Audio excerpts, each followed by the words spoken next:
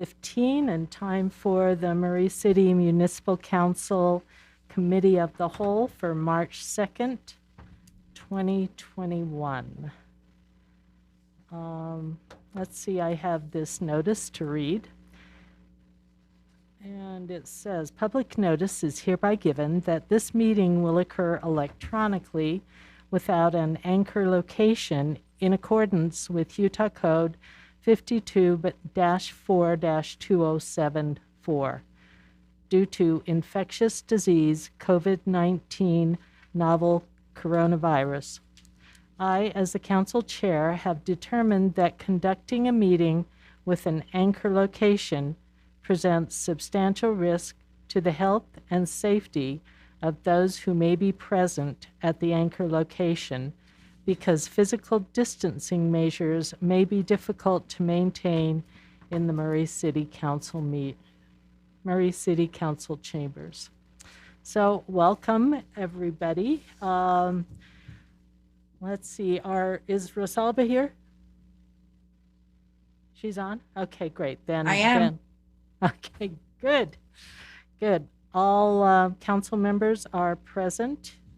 We also have GL Critchfield, our attorney, and Mayor Camp, and Jennifer and Doug.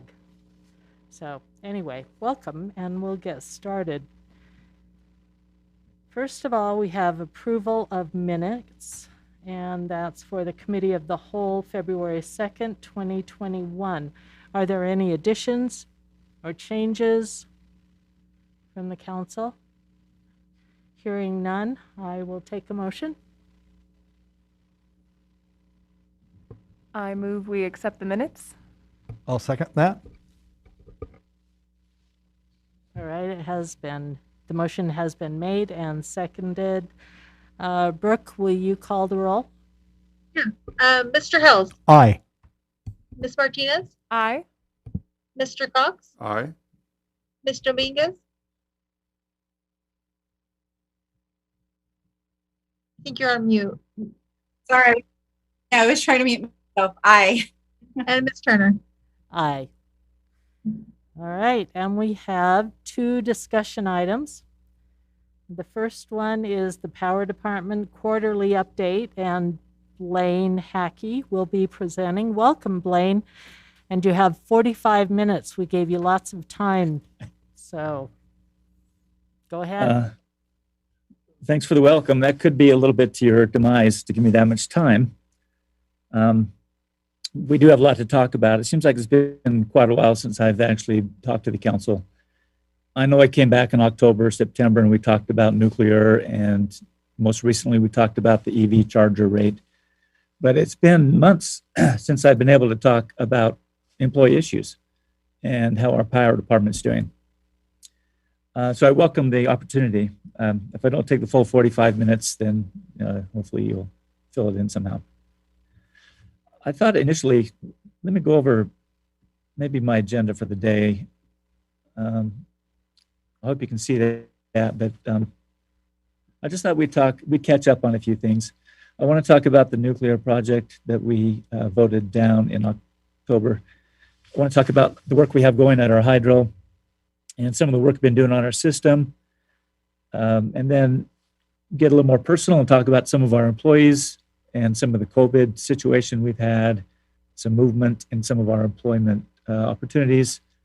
I have a graph here. I only have 5 graphs. This is one of the 5 slides. And I have one slide that talks about outages. I thought it'd be interesting for the council to see what is our mix of outages, what causes our outages, and how is our response time and those types of things.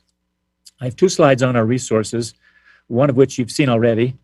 But I wanted to detail or maybe review some of the resources that we have contracted, what we're looking at for the future, some of the things we have in the works with the UAMPS group, and also on the side, we've done a few things as well.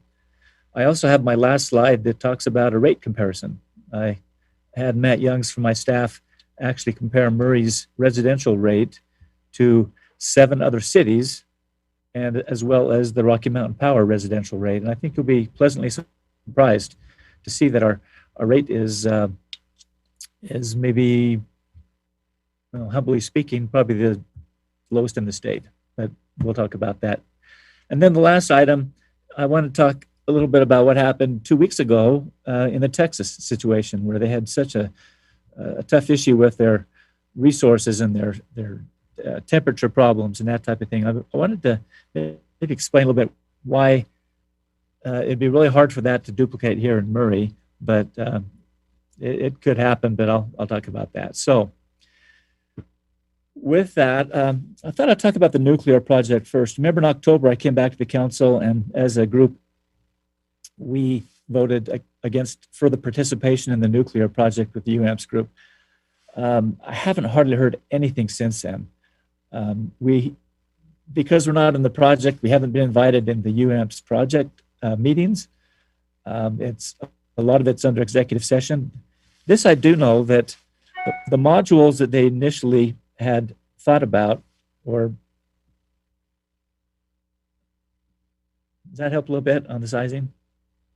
Okay, I saw somebody playing with my screen back and forth. The nuclear module, remember there's 12 of them that we talked about? Well, they were 60 megawatts, and now they've upped it to 77 megawatt capabilities, which is an upgrade, of course. It's a kind of a rule changer, a game changer in a little bit. So there's tweaking that's going on behind the scenes with this nuclear project. I still feel very comfortable in what we did as far as backing out of that project. There's going to be opportunities later to maybe come on at a little higher price, but I feel very comfortable in what we did with that. Now, remember, our study costs were, I estimated them to be $330,000. They actually came in at $271,000. That was the cost for us to study this for a couple of years. And that was based on the megawatt interest we had in the project. Poor Logan got hit with twice that, and some of these other cities that were into it heavier than we are. The $271,000 is now billed to us, and we will pay that in the next month's power bill. Our power bill for UAMPS is around $1 million a month. So we have sufficient money to cover that $271,000. I just wanted the council and mayor to know that that bill will be paid.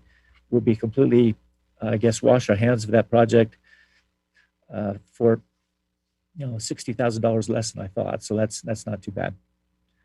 But we do have money sufficient because some of our cost lists last fall for our power purchases were less than we thought.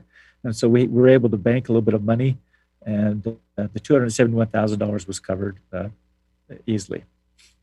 I'll pause every now and then for some questions, but if I don't hear within 5 seconds, I'll keep going. How's that? So, Blaine, we don't have to worry about experiencing what Texas experienced? That's my last item, Diane. Hold on for 34 more minutes. Unless we could talk about it now. No, we can wait. We can wait. It's just something I've been really concerned about, and I know that our citizens have too. So we'll wait until the end. Anybody have any questions for Blaine at this point? Rosalba, do you have any questions for Blaine? Yeah, I'm just listening to his presentation. So I'm like, I have questions. I'm sure I'll have plenty of questions. Okay. All right. Well, we're going to cover a lot tonight. Let me maybe just keep talking and then break in as you need to. Next, I want to talk about our hydro. We have a hydro that's located outside of Little Cottonwood Canyon. We use the water coming out of Little Cottonwood. We catch it up in the canyon, and it goes on a 2.5-mile pipe underground to where our hydro is located down by the Salt Lake Water Metro Plant. It's kind of by Lakai. If you've ever eaten a Lakai, it's kind of in that area. It's a 35-year-old hydro. We have had some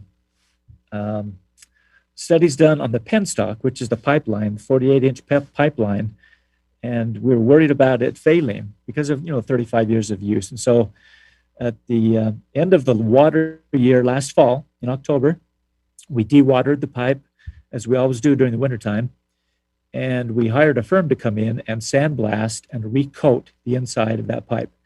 And they started that in the first part of October, and they just finished up the entire 2.5 mile length of it mid-February, which was actually 45 days before they were contracted to finish up.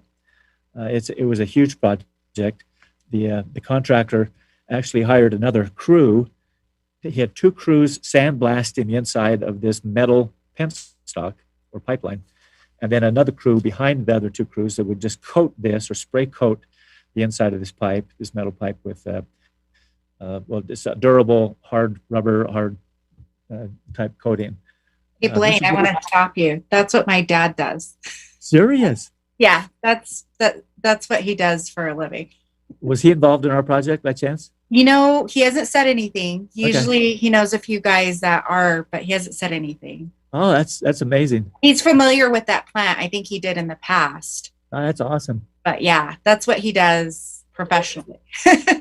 It's a huge project, and they had to pull a couple of crews onto it to make it work. But it was a cold winter, and to go down that pipeline, I just can't imagine. A tough job. But they were done on time. We'll be ready to rewater the penstock April 1st when the water comes down from the canyon. The last official word we had was that there was enough snowfall, or the snowpack up in Little Cottonwood Canyon was around 71%. And that was before the last snowstorms. I had an employee come in and say it was close to 90% now. He talked to somebody up in the canyon. So I don't know if we caught up that fast, but we're still not 100% normal. But come April 1st, we're going to try to catch every drop of water that comes out of the canyon. And the penstock's ready. We've got a little bit of turbine bearing project we're doing right now. It's a $60,000 job to re-babbitt the bearings. Babbitt is a metallic covering that they put on these moving parts that I guess protect the heavier metal from wearing down. They wear the babbitt out instead of wearing the metal down. So we've got that project, but our hydro's ready to go. We just need a couple more snowstorms maybe, and we'll make a go of it. Okay, I want to jump to some employees. Talk a little bit about employees. We had 3, since we last talked to council, I've had 3 employees retire. I had 2 planners, Kelly Peterson, Tom Harvey, retire on January 31st.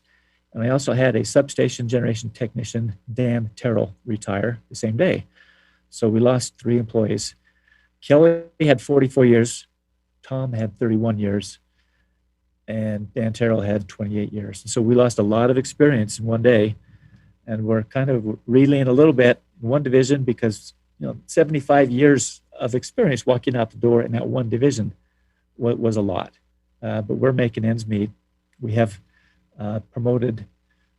we've actually hired a fellow by the name of Isaac Magana from Davis County area.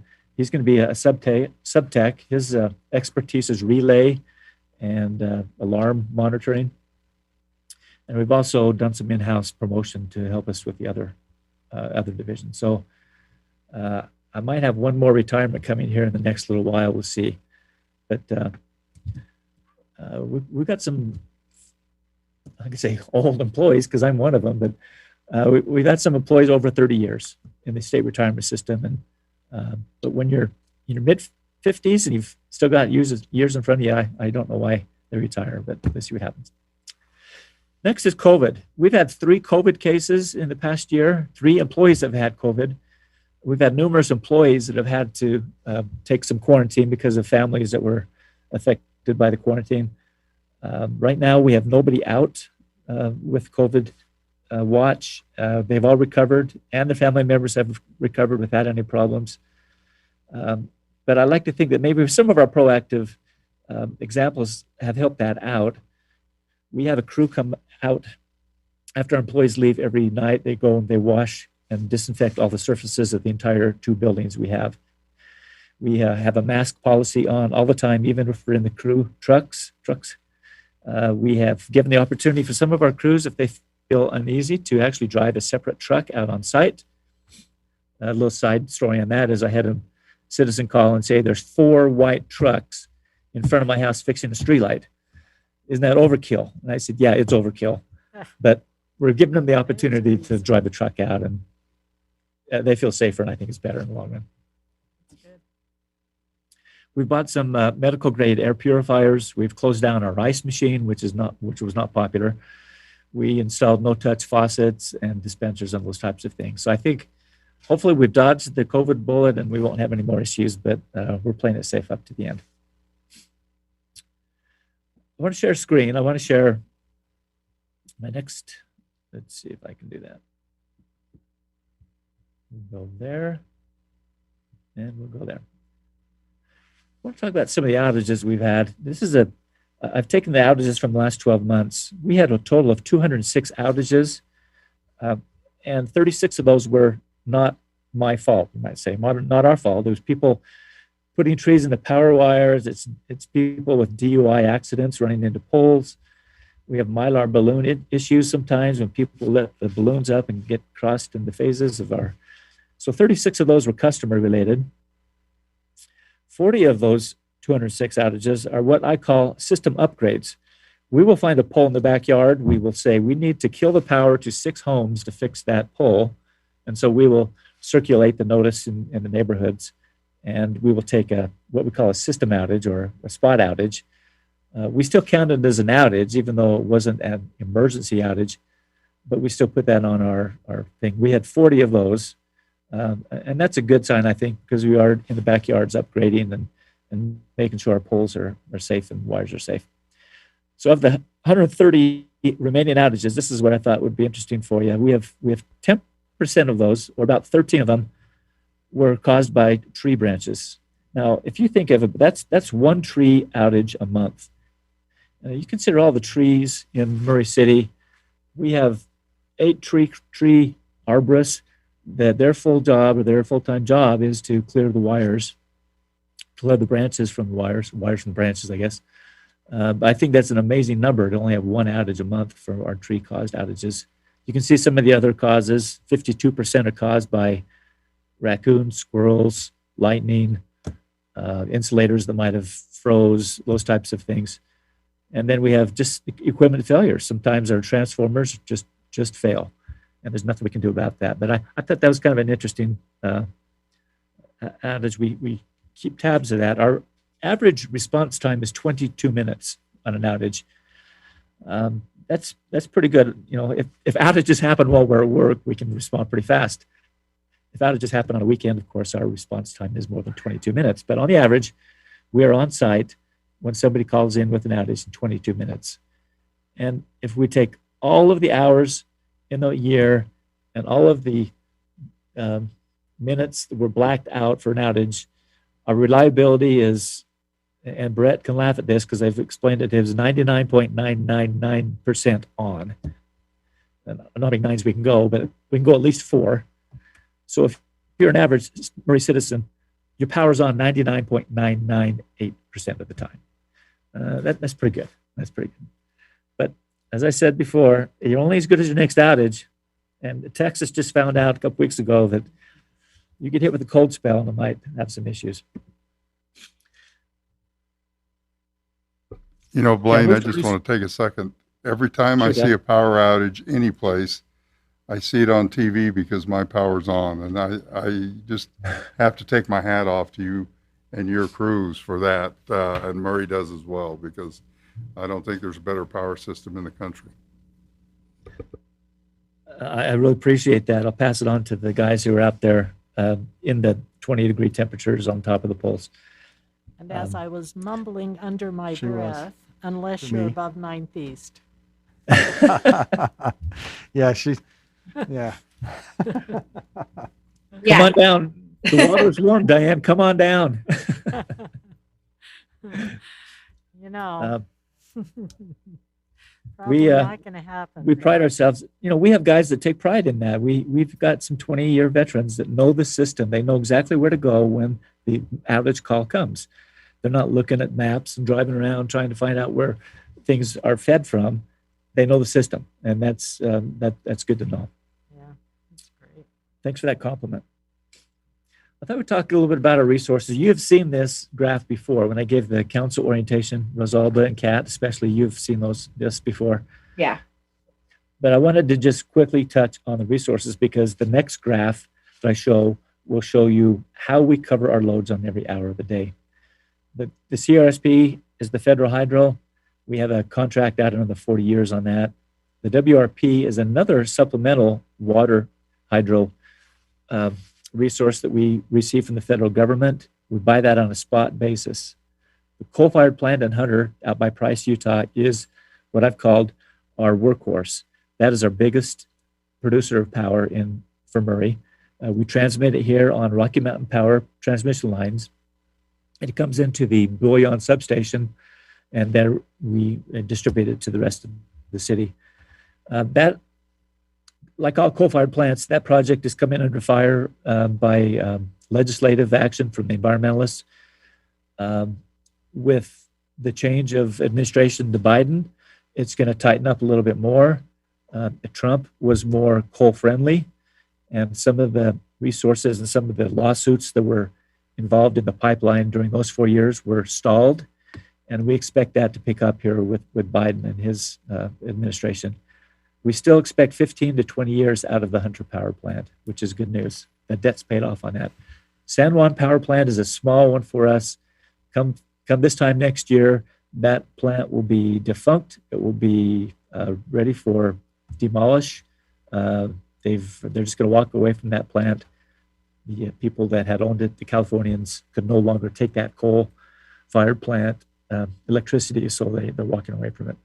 The Conway Hydro I just talked about.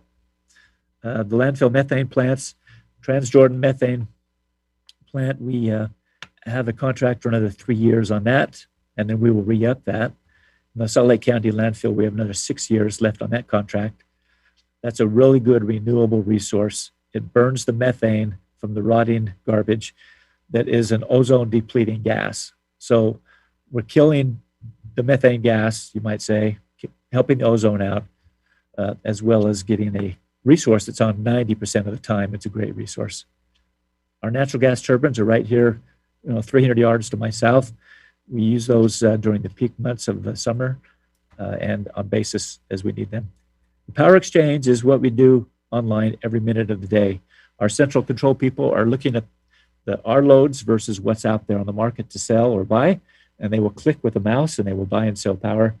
It's a fascinating experience to be up there and watch them do that. Usually by the 15 minutes to the hour, every hour of the day, they're watching our loads, fine-tuning it, and then they're buying power on the market.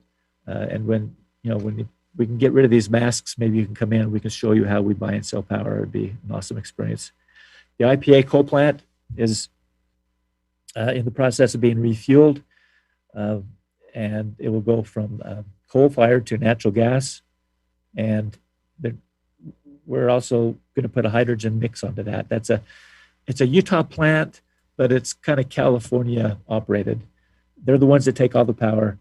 They're the ones that call the shots on that, but we have access to that if we want to. The most recent one, and you were involved in the vote, when was it, a year ago? Maybe a year and a half ago, is the large-scale solar plant down in the Four Corners area. Work is ongoing on that. We've seen some of the structure that's being built, installed in that red rock area. That'll be operational next year, 2022, in spring of 2022. We have a contract for 25 years at about $29 a megawatt hour on the average. And so we're looking forward to bringing that into our mix. It's a renewable mix. But that'd just be a quick review for all of you. If you have any questions on those resources, maybe is the time to ask. Any questions? No, I just want to let you know it's good that we're having this conversation now because I was getting off questions from constituents. So it's about where our power is coming from. So it's good to have that conversation and really just know where it's coming from exactly and how much we are invested in each area. So I appreciate that. And it probably was because of Texas. Maybe so. Yeah. And we will talk, this slide I'm showing right now is a great slide because our portfolio is diverse. We have big hydro, small hydro, coal plants in three parts of the country. We have landfill methane, natural gas. A lot of cities, a lot of communities don't have that resource mix. So I was going to say, how many, on average, how many resources do other cities have? well, I know in the case of the newer member of UAMPS, remember the UAMPS group is the group of 40 cities from Utah. We've been a long member of UAMPS, but there's been a couple other cities like Brigham City, Price, Lehigh to some extent, are fairly new to the UAMPS group, and they haven't lined up resources through the past 3 or 4 decades like Murray has. We are living off the laurels of decisions that were made back in the 60s and the 70s by Murray City Council people to get into the CRSP, to buy into Hunter, to buy into IPA. And most recently, around the turn of the century, 2000-ish, we got into the 2 methane plants. I would say, Resolve, the average Utah city probably has 3 or 4 options. We opted to put natural gas turbines in at a huge expense. And only lately are some of the other cities coming around to that, because with that natural gas turbine brings an independence. Without any type of generation in your city boundaries, you're bound to what the grid gives you.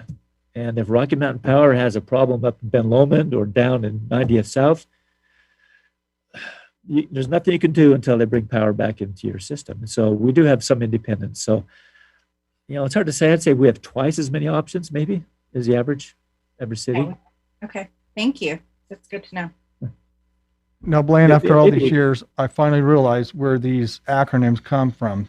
You've taken them from radio stations. CRSP was KRSP, WRP was WKRP in Cincinnati. I'm not kidding you.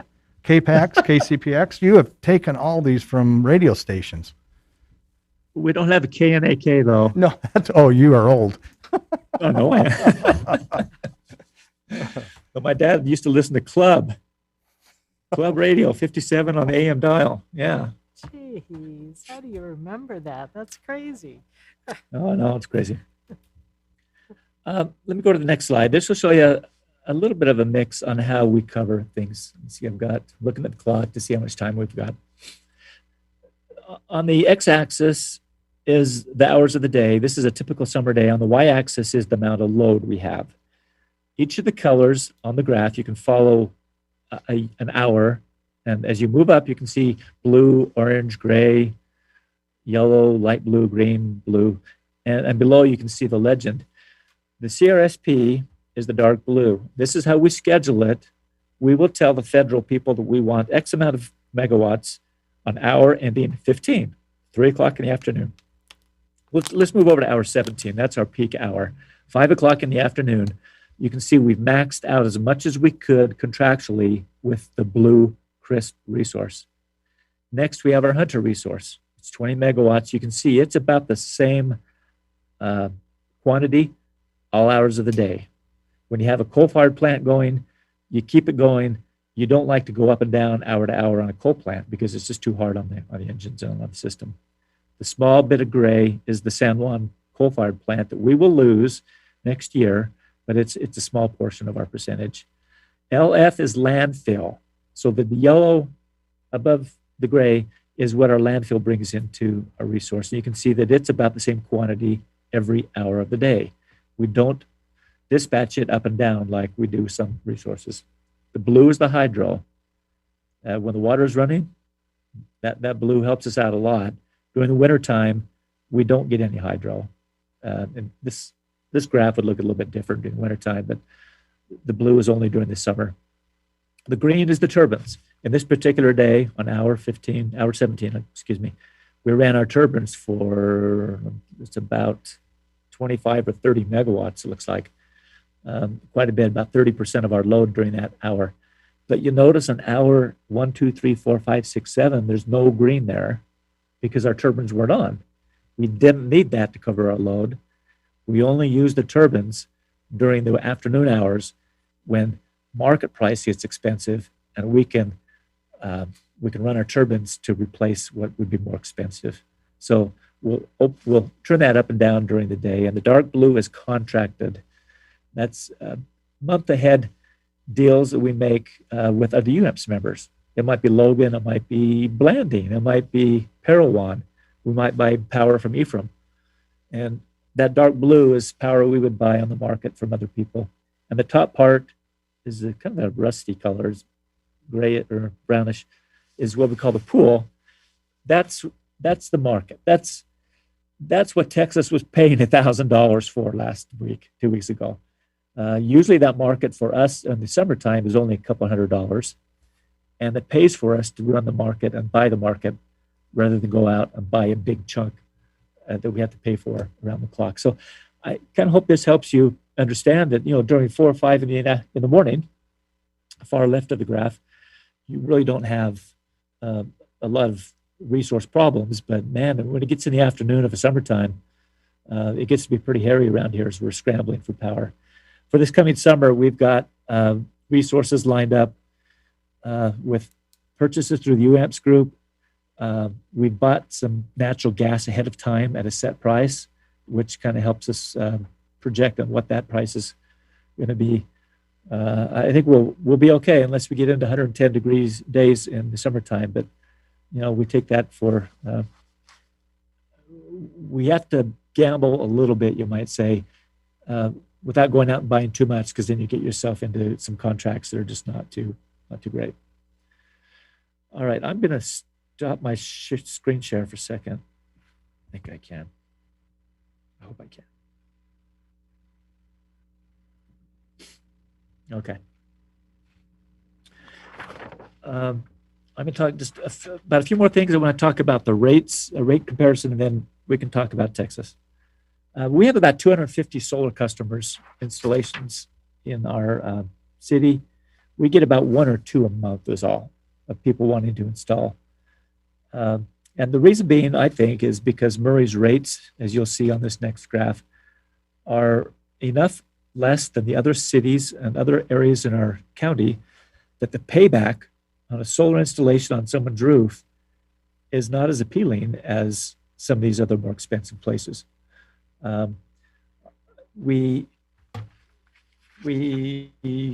welcome the solar customers, but a lot of the vendors and a lot of the salespeople aren't going door to door because it's hard for them to prove to a homeowner that they're going to get 7-year payback on their $12,000 investment. In Murray, rather than 7-year payback, it might be 11-year payback or 12-year payback because our rates aren't as high to replace what the solar cost would be. And so I think it's good for the citizens. It's not so good for the solar owners. But we welcome them. I just wanted you to know we have about 250 of those still in our city that are out doing that. Let's share the last graph. And then, okay, this is a rate comparison I had Matt Youngs in my office do. We are the green. What we did is we took the average resident's electrical kilowatt hour use for the past 12 months, put it to what our rate is, and our rate is approximately 9 cents a kilowatt hour. And you can see in a year's time, the average person of 834. Average Murray resident used about 820 kilowatt hours a month and about $834 a year. And you can see where Provo stands and Lehigh and St. George, Logan, Bountiful, Springville, Heber, and Rocky Mountain Power. You can see some are higher than us. In fact, all of these are higher than us. There are a few smaller members in UAMPS that are less than Murray's residential rate. But Logan actually went through a rate decrease in the past couple of years. They were a little bit out of whack. But kind of interesting to see that. Now, where we're usually asked is where do we compare to Rocky Mountain Power? You can see Rocky Mountain Power is about $100 a month more. And it's about, by percentage-wise, I think it's 12%, 11 or 12%, that we are less than the average residential customer of Rocky Mountain Power.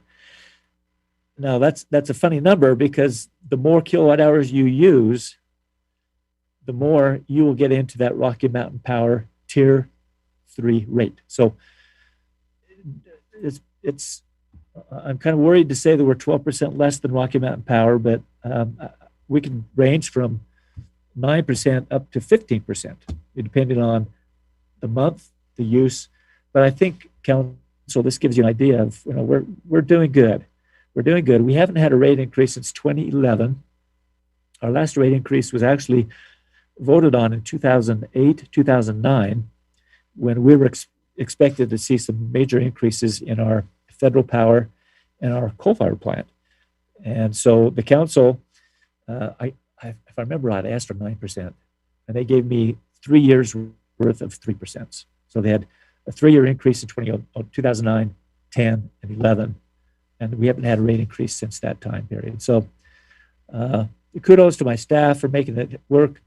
In the meantime, we've been able to build some margins and build some money in the bank to withstand any issues like Texas. And if you have any questions about this, let's do it now. Otherwise, my last agenda item is Texas, and we'll talk about that. Any questions on this? Any questions for Blaine? No, just good job on that. Yeah, thanks. No, thank you.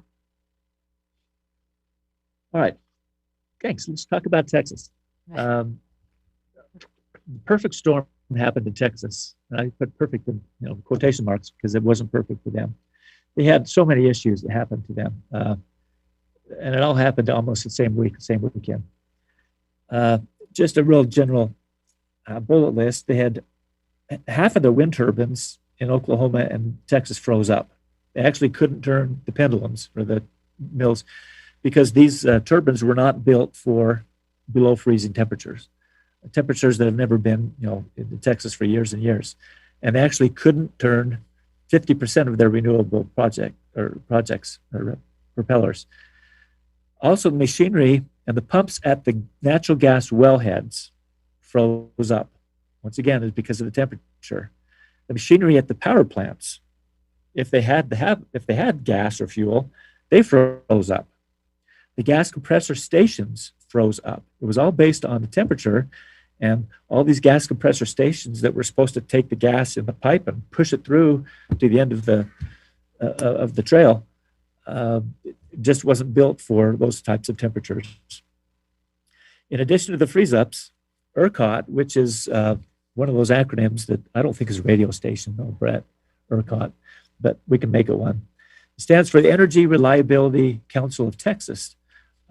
They kind of watch over the transmission grid for the entire state. And they started ordering rolling blackouts because they didn't have enough power plants to up and going for the amount of load that people were needing. And because it was 30 degrees or below, people were using more power. The projections were totally out of whack and they needed more power. So ERCOT had these transmission blackouts or rolling blackouts that really caused issues. And I'm going to opinionate here and editorialize a little bit, but I better see who my participants are. I think we're still okay. In a way, I think Texas shot themselves in the foot. 30 or 40 years ago, the power industry went through what we call the deregulation. And I think the phone company went through it, the airlines went through it. And what they did is, and this was a nationwide cry, a nationwide at least attempt, that the attempt was to give the average citizen, like the Coxes or the Camps or the Hackeys or whoever, they could go online and buy power from whoever they wanted to. And then Murray City would have to transmit it to your house. They could go, there might be 15, 20 people that were selling electricity, and you could go and buy power, and then you would pay a second part of your power bill would be to transmit it to your house. Texas embraced that big time. They embraced the deregulation. The rest of the country kind of backed off on it and said, well, we can see some issues there that might be problematic. So part of that was Texas also cut all grid or all internet ties, not internet ties, but inter-ties with other states. So they couldn't get power from New Mexico or Louisiana or Arkansas because there was no physical wires that could bring power into the state. And so they were their own little island. And for years and years, they loved it. They loved the island. They loved being, it's the Texas ego, Don't tell us what to do. We're going to do it ourselves. Well, they shot themselves in the foot because the fellow states really couldn't come to their help on this one as far as transmitting power in. And I don't know if they've learned their lesson or not, but that was part of the issue is we couldn't move power around very easily into the state. The last thing I'll mention before I talk into what Murray's done to make it better is that these people that deregulated or that opted to deregulate were stuck with these $2,000 a month power bills. And you've probably heard that on some of the news. It's because they opted to buy their power at the wholesale market. Others that were more stable bought it at the, quote, 9 cents a kilowatt hour rate that Murray City would pay. I mean, it'd be like you, Resolve, paying 9 cents taking the Murray route, and Cat taking the wholesale route and saying, I'm only going to pay 1 cent a kilowatt hour. And for years and years, Cat, if I could use Cat as an example, made out pretty good because the wholesale market was cheaper. And whereas Rosalba was kind of paying, well, I still got a good deal going, but I want the reliability and stability of a rate. Well, when rates hit 2 weeks ago into the $2,000 a megawatt hour range, remember, we're paying about 40 here in Murray. These went to $2,000. So you can see why people's power bills went $3,000 in 1 month, because suddenly they were stuck at the market and they couldn't get out of it. They shot themselves in the foot as well. So before I talk about what Murray's doing, maybe to stop this, is there any questions on the Texas issue? The Texas debacle, I call it. Did the cost that went up so high, did that impact our costs on the market? That's a great question, Diane. Yeah, thank you for reminding me. We pay, usually this time of year, we pay for natural gas about $5 a decade. We saw it hit $180 2 weeks ago. We went from $5 to $180. On top of that, Dominion Energy gave us the emergency text and phone calls that said, you are curtailed, guys. We don't have enough gas in our area now to even let you run your turbines. And we could have got around that by paying a premium, but we hit the price pretty hard. If we would have paid for $180 gas, we would have been we would have been generating for $2,000 a megawatt hour. We didn't do that. We had other ways to get around that. But yes, Diane, we saw natural gas go from $5 up to $180, and it was a worrisome. Now, on the market for electricity, well, we usually pay $50 a megawatt hour for. We saw that get as high as $800 a megawatt hour for a few hours of the day, February 17th through the 20th, I think it was when it hit the worst part. We paid $300 a megawatt hour for a couple hours on that weekend. That was that top rusty colored area on that graph I showed you. We had to pay $350, I think it was, for a couple hours. Now, did it break the bank? No. It cost us a couple $1,000 perhaps. But we saw both electricity go high as well as natural gas prices go high. Just supply and demand, market cost. Okay, here's Murray's example. Here's Murray's, good news for Murray. One thing is our diverse portfolio. We have a lot of different portfolios that we're good. And that graph shows you we have hydro, we have small hydro, we have gas, we have coal-fired, we have those types of mixes. The methane gas being so close to Murray City is a benefit to us. That's an advantage to us. The natural gas supply that we have coming into Murray, point number 2, is all winter oriented. Dominion Energy puts warmers on these pumps, on these compressors. They get the gas from Wyoming, and what a cold place in Wyoming. I mean, if they can get it from Wyoming to Utah, it's almost like bringing it to the tropics. But the natural gas supply is warm. It's winterized already. And that comes into play when we get to our natural gas. We have a natural gas plant right here in Murray. If we can get the gas to the property line here, we can generate 33 megawatts, which is about half of our winter load. So Murray would have been better situated than a lot of these Texas cities that couldn't run their plants. Now, we needed to get natural gas here, but if we could have got natural gas here and it was an emergency, we could have generated in-house for about half of our load. And we would prioritize our feeders to different parts of the city. We'd go to maybe your neighborhood first for a couple hours and then go to somebody else's neighborhood, and we'd rotate that around.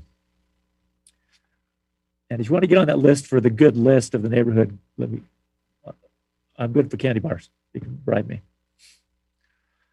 Another thing is UAMPS Group. We have a good cooperation agreement with UAMPS Group. We buy, sell power amongst each other. We have interties with the Rocky Mountain grid. We have more access to electricity than some of the Texas people did. Now, in-house, right here where I am right now, we have about 2 weeks worth of propane that we can run our own generators. Now, I know that's only our property, but we have propane that we can run right here that would be a good exercise. Now, we're not deregulated like Texas. We're going to pay 9 cents a kilowatt hour. Everybody's going to pay 9 cents a kilowatt hour. But my worst nightmare is an earthquake. We won't know what condition the poles are in. We won't know what condition the pipeline supply access is. There's nothing we can do to really prevent that, but my worst nightmare is an earthquake. And the bottom line, we are at the whim of the Rocky Mountain Power Transmission Grid. I mean, there's nothing we can do about something that might happen up in Ogden area or down in Draper. They have a redundant feed coming into the city, so hopefully that will always be the case. And it's been that way for 4 or 5 decades. There's nothing we can do to get around it. We are dependent on the grid. And if that goes down, well, we'll start up our turbines. We'll run the city for half of it, move it over to the other half, and move it back and forth. We need the natural gas supply, though, and we need the grid to the Rocky Mountain grid. So I think that probably is all I had to say. Diana, I don't know if that answers your questions for the Texas debacle, but I'm willing for any Q&A right now. I'm pretty well through with my presentation.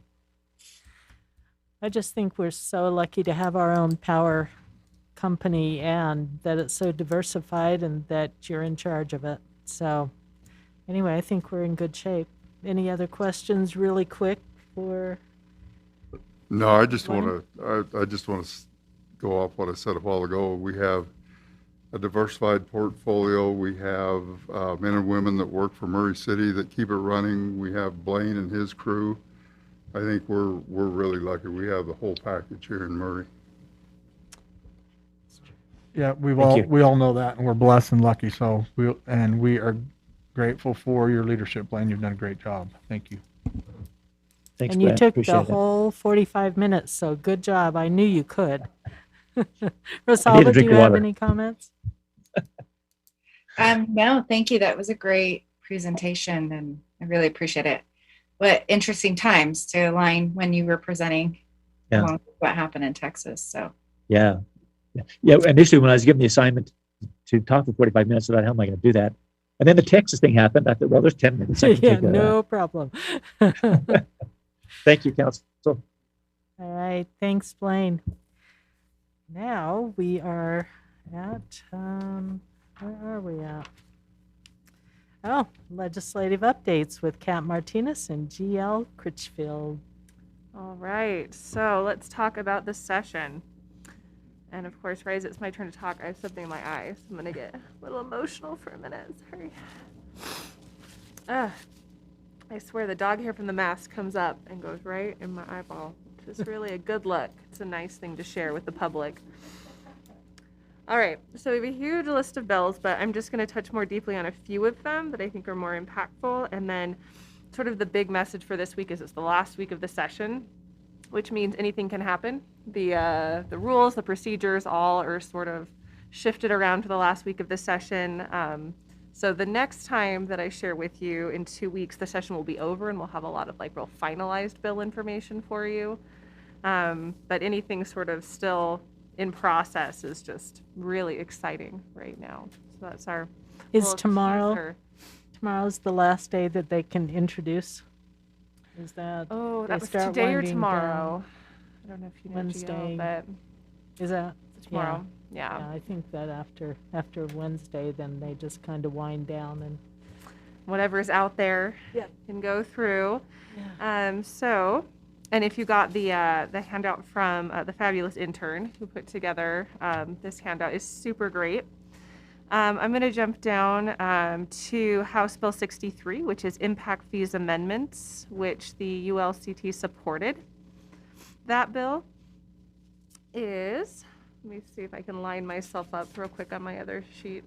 No, I didn't write it for that one. Okay. It's that we can use expense for overhead when calculating impact fees. So that's how that would impact the city. The next one I want to talk to you about, and Jill, again, interrupt me if you've got anything to add. House Bill 76 is the Firearm Preemption Amendments. This one would make it so the state has sole authority to regulate firearms, make exceptions, defines consequences of violations. This is already, municipalities are already supposed to sort of go under that, but it's sort of an additional law to sort of remind municipalities that they can't make their own extra firearm regulations. Stay in your place. Yes, just a little reminder. It's friendly. House Bill 82 is the single family housing modifications, the ADU. The ULCT initially opposed, but then we got to the fourth substitute and they went neutral after a lot of back and forth on the issue. So where we are right now with that is it had a hearing today in the Senate Revenue and Taxation Subcommittee. It was voted 5-1 and passed out of the Senate committee just this afternoon. So we'll be moving forward. And any questions on that one? That's the big one. Yeah. Tell me that again. Would you repeat that? Yeah, just that it's the one. So let me find my note on here. Sorry, I made all of these notes and then I apparently didn't do them in order. There it is. So it allows municipalities to still cite individuals who use the ADU as a short-term rental. That was one of the negotiations on it. But it would allow ADUs in all single-family residential land use zones. And the city could require specified physical changes to some ADUs. So there was some back and forth to give municipalities a little bit more autonomy in how they handle them, the size, things like that.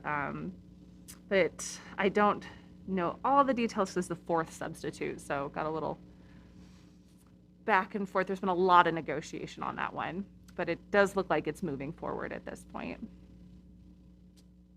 And the league has supported the substitutes, which They've gone neutral on the substitute. totally neutral. So it wasn't opposed. Okay. And then as they negotiated with the sponsors to try and get some of those allowances for municipalities to have more autonomy, they agreed to go neutral. Okay, thank you. Yeah. The next one was also heard today, and that's HB 98, which is Local Government Building Regulation Amendments, and it was heard today in the Senate Government Operations and Political Subdivisions.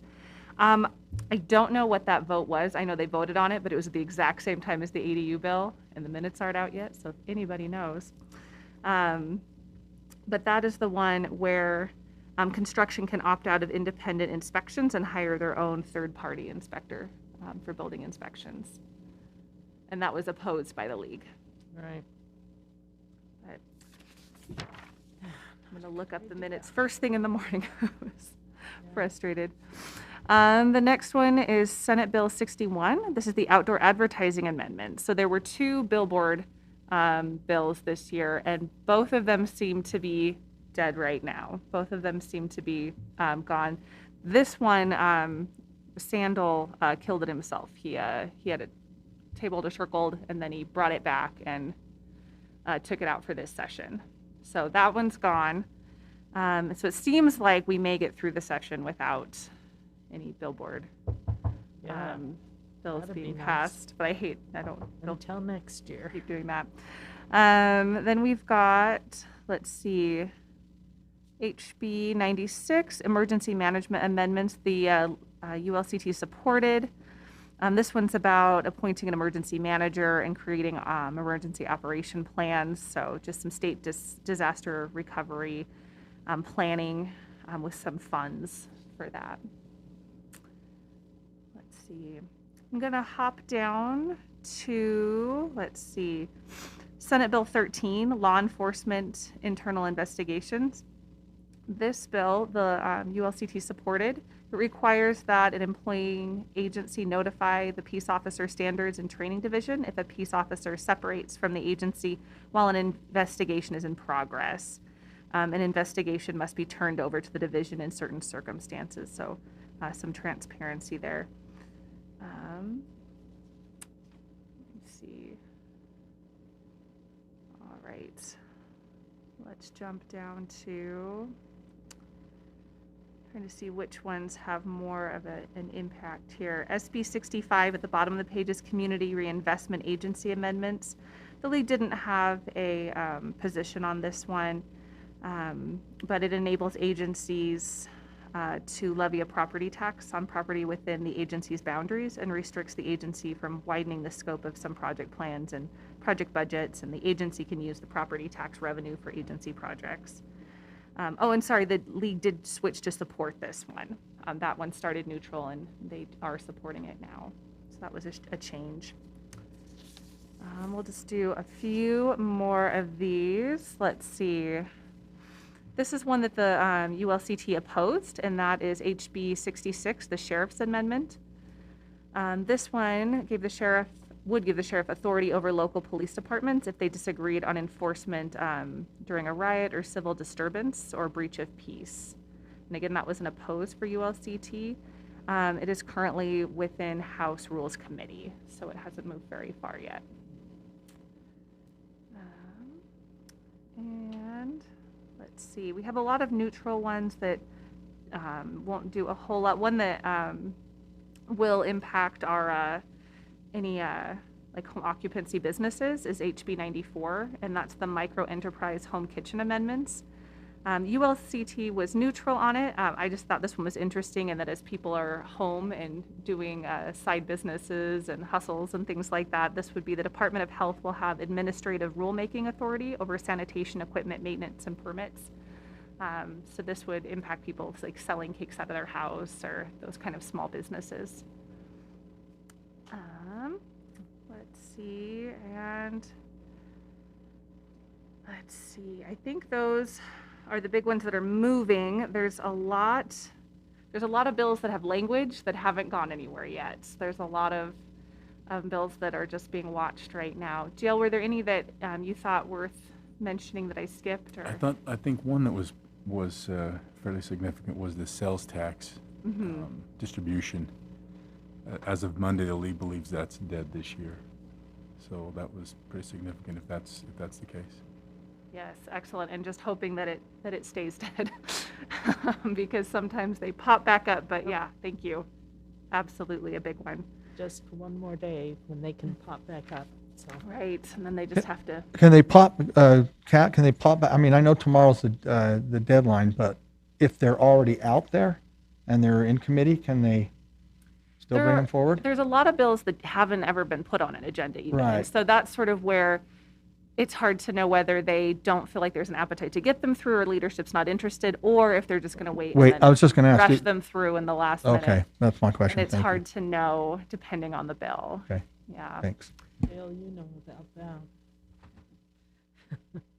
But so that's what I've got for LPC today, but we'll have a more comprehensive and clear update next time. I feel like there's a lot of everything's happening very fast and at the same time, but we're How many bills, remind me, does anybody know how many bills are out there? Oh, can you That's believe the that? last number I 900. Cat heard. reports on a few, and there's 900. That's crazy, huh? 945 days. Oh. That's a And how slow many year, that Brett. affect Oh, Murray? did you hear, Dale? That's a slow year. Wow. All It is a right. slow year. And how many that are affecting Murray? That could affect Murray. Oh my I guess. gosh. I was just looking at the ULCT tracking their spreadsheet today, and it is like 3 pages of the smallest font spreadsheet you've ever seen. And there's only maybe a dozen or two that are, they have them labeled of like red, orange, yellow as far as like how fast they're moving or concerned they are about it. And there's maybe only a dozen that are red.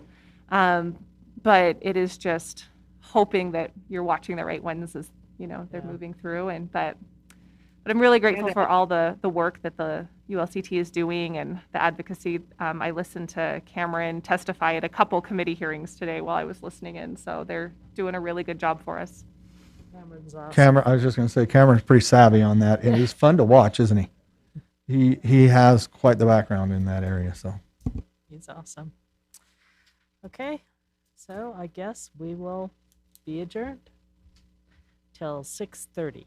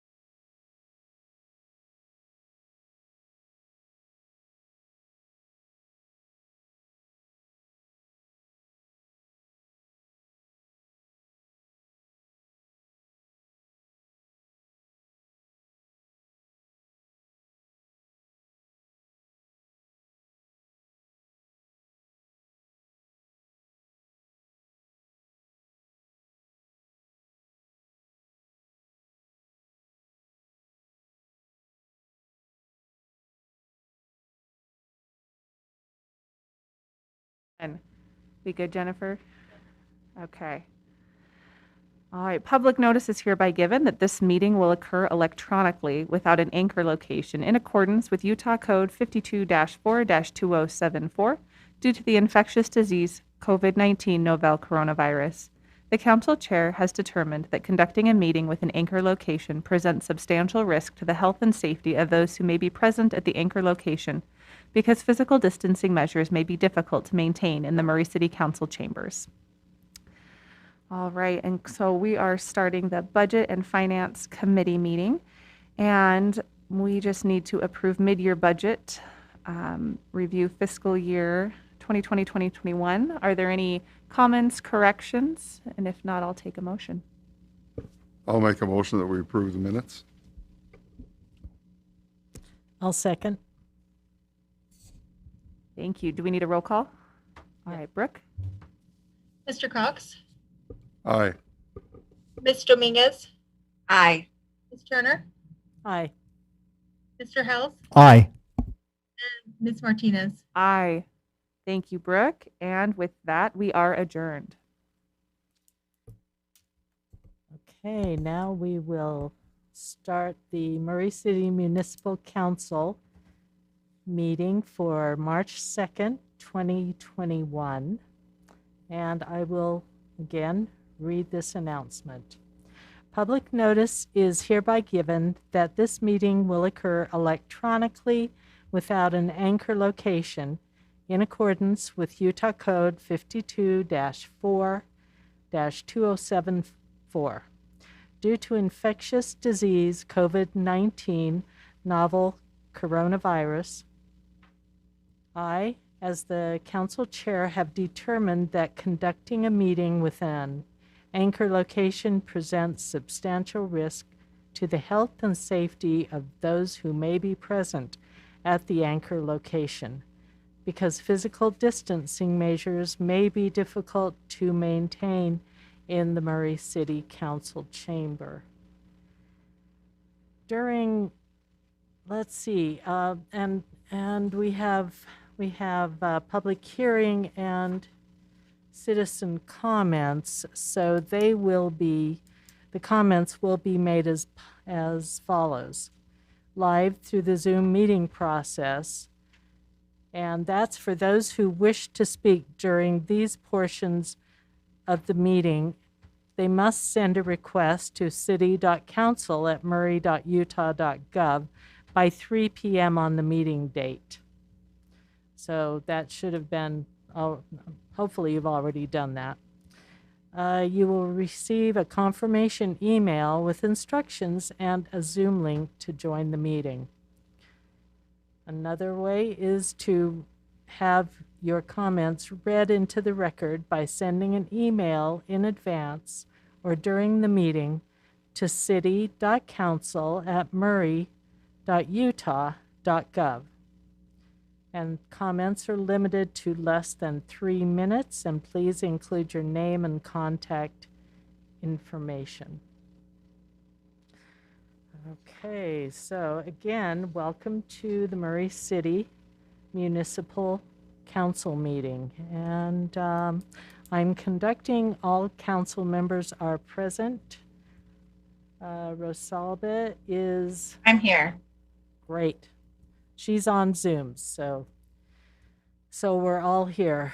So the opening ceremonies, I've already called to order, and I've asked Jennifer Kennedy to do the Pledge of Allegiance. Jennifer is our council director. So thank you, Jennifer. Welcome.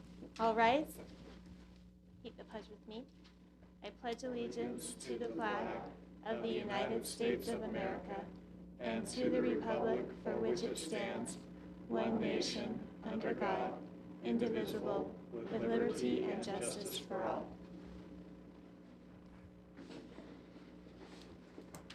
Thanks, Jennifer. That's her first time after all these years. I can't believe it.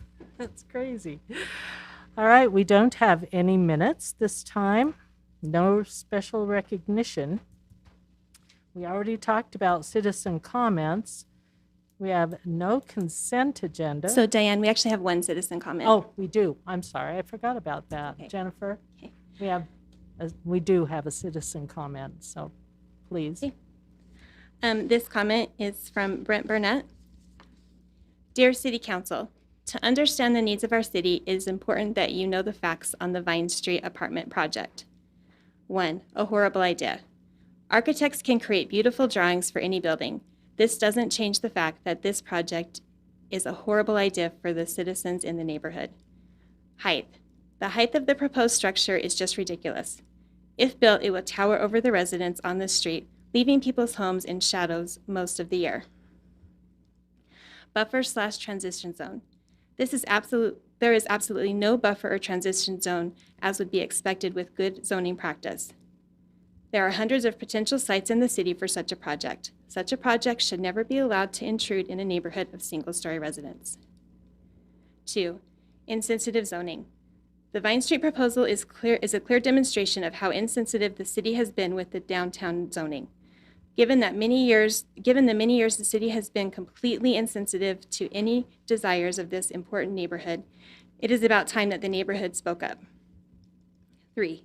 Zoning must protect neighborhood character. The number one rule of zoning is to protect the character of neighborhoods. The zoning on the Vine Street has completely violated the fundamental rule.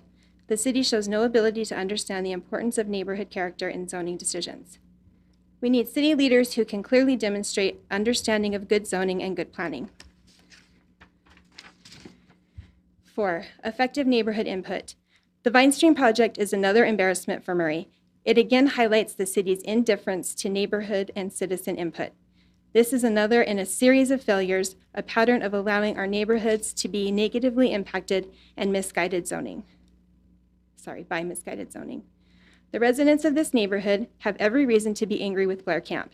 And why shouldn't they be angry? Blair Camp has taken no initiative to address the many concerns of the neighborhood. No personal involvement. It is only logical that an effective mayor would make an effort to work personally with the citizens in the neighborhood to find good solutions for the area. Yet this has not happened. No qualified planning experts. The mayor could have easily brought in a qualified planning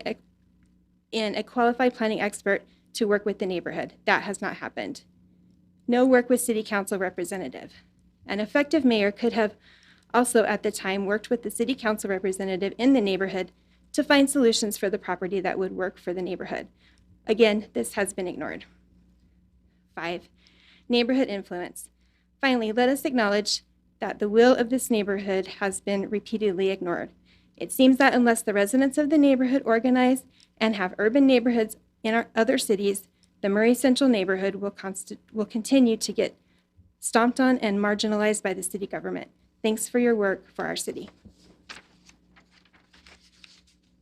That's it. Okay, thank you. And now, as I said, we don't have a consent agenda. Public hearings. We're at our public hearings portion. We have listed 4. However, the first public hearing relating to the Murray City Center District Design Guidelines has been postponed and will be scheduled during a future meeting. The second public hearing regarding a general plan and zone plan amendment for the properties located at 861 East Winchester Streets and 6520, 6550, and 6580 South 9th East has been withdrawn by the applicant. So now we are on number 3, which is to consider an ordinance amending the city's fiscal year 2020-2021 budget. Brenda Moore presenting. Good evening, Council. So the public hearing that we're going to have and then have you consider a resolution to amend the budget. As we have talked about before, we have received and are going to appropriate approximately $22,838 of grants and donations. This budget amendment also increases our sales tax budget by $147,400 and appropriates appropriates those for various projects throughout the city, including IT small equipment, council personnel expenses, police and travel and learning, and city council professional services. Also, this budget amendment in the capital improvements fund, it allocates $669,360 from reserves to replace an HVA system, order police cars, do some radar speed signs, and various other projects throughout the city. It does have, the biggest item on it is for the golf course fund from reserves. They need to purchase their golf carts and purchase a new round of golf carts. They're going to get the lithium battery ones. So that one is for $379,775. And then items 7 and 8 on the ordinance, the budget ordinance that will be signed. The first one allows me, as the Director of Finance, to transfer any amounts of the transportation sales tax that we come in over budget to the CIP fund. This is to keep me at the end of the year from having to transfer more money than I have budget for in our expenses, which I will do no matter what, but I would rather not have a write-up for the state auditor that says that I transferred more budget than I had budget for. So the transportation sales tax is all transferred to CIP and spent on transportation projects. And that sales tax is trending a substantial amount above budget right now, which is a good thing. The item number 8 authorizes me to transfer any amounts from the general fund to the CIP fund that will leave us above the 25% maximum on our fund balance. And as far as I know, that's staying at 25%. So that will, number 8 allows me to do that. So that is what is on the budget amendment. Does anybody have any questions? Are there any questions for Brenda from the council? No, I have none. Great. Okay, I will now open the public hearing. Jennifer, do we have any comments? Not for this public hearing, no. It's for Okay. the next one. All right, I will close the public hearing for a motion by the council. This is Brett. I'll move that we motion that we approve the ordinance amending the city's fiscal year 2020 and 2021 budget. I will second that. Great, thank you. We have a motion and a second. Is there discussion? No discussion? All right, Brooke, would you take the roll? Mr. Hels, Aye. Ms. Martinez, Aye. Mr. Cox, Aye. Ms. Dominguez, Aye. Ms. Turner. Aye. All right, thank you. Motion passes unanimously. Next public hearing is to consider an ordinance authorizing an interfund loan from the Power Fund to the Golf Fund. Brenda Moore, it's you again. You're presenting. So in the budget amendment, you authorized the golf course to buy golf carts. This is how they're going to finance their golf carts. It is a interfund loan between Power and the Power Department and the Golf Fund, and you have to approve anything that is done interfund. The principal amount will be $329,775. They'll repay the loan in 5 payments of approximately $69,168 on November 1st, starting in November 1st, 2021. It's a 2% interest, approximately half of what the interest rate would be if the golf course leased the golf carts, and about 1.5% more than the Power Department is currently making on the money that they have in the PTIF and in investments. These golf carts hopefully will have a longer life because they're lithium batteries than the 5 years that this loan will take to pay. And so maybe at the end of this one, maybe we'll keep these 6 or 7 years. It's hard to convince golf they don't need brand new carts every 5 years. This time they did because their batteries were done and they just could not make them last any longer. So that is the gist of this resolution that is before you and what the public hearing is about. All right, are there any comments, questions for Brenda at this point? Okay, I will open the public hearing. Jennifer, do you have any comments or any citizen comments for the public hearing? We do. We received one from Nick Jensen. I saw an item on the council agenda for this evening about allowing Murray Power to loan funds to the Murray Golf Course. I don't know the details, but I just wanted to voice my general opposition to the golf course. Like most people, I don't play golf, so the whole golf course is unavailable to me. It's nice to have the green space there, but it's a huge amount of land to dedicate to just one activity. Golf is a dying sport. As a city, I think we should close the golf course and convert the space into something more useful that everyone can enjoy. Murray Park North, maybe? Semi-wild space like Sandy's Dimpledale Park would be great too. A few affordable houses with roads that connect neighborhoods currently separated by the golf course would be nice to have in the mix and make the city more navigatable too. If Murray Power is loaning money to convert the golf course into something nice and useful, then I'm all for it. If it's to keep the dying exclusive sport afloat until it's even more bankrupt, then I'm against it. Thanks for your service, Nick Jensen. And that's all we have. All right, great. Thank you. If there are no other comments, then I will close the public hearing for a motion from the council. I will motion, and I'm looking for the verbiage on here. Let's see, the last one. Okay, consider an ordinance authorizing an inter-fund loan from the Power Fund to the Golf Fund. I'll second. All right, any discussion on the motion? No discussion? All right, Brooke, would you take the roll? Mr. Hill, I'll second that. Or I'll second that. Oh, how about I say aye? Ms. Martinez, Aye. Mr. Cox, Aye. Ms. Dominguez, Aye. and Ms. Turner. Aye. Okay, thank you. The motion passes unanimously. That's our last public hearing.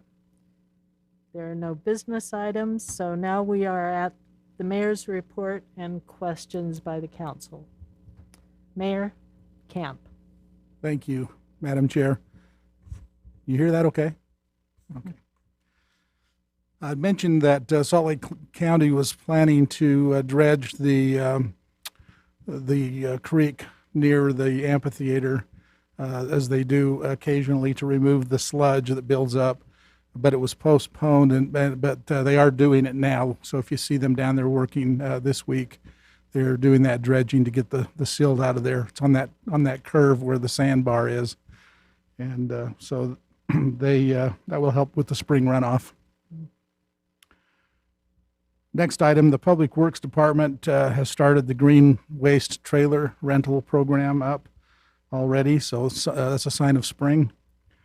Residents need to call or visit the Public Works page on the website to reserve the trailer.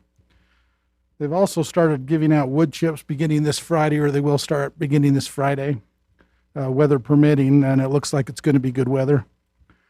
So anyone who is interested in obtaining wood chips can, I think the easiest way is to follow the Public Works on social media, and they will post when they have the wood chips available.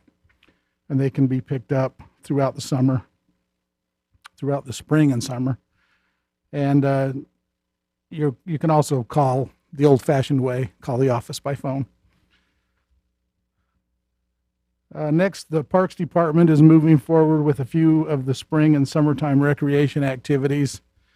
Right now, patrons can sign up for youth soccer and co-ed volleyball.